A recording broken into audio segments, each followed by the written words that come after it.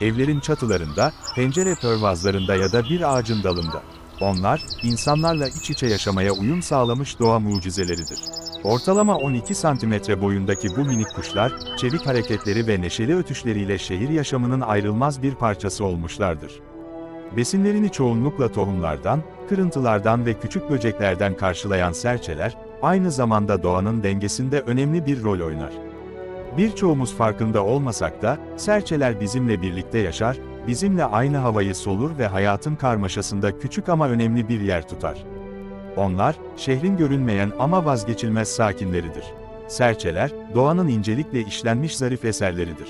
Kanalıma abone olup destek olabilirsiniz.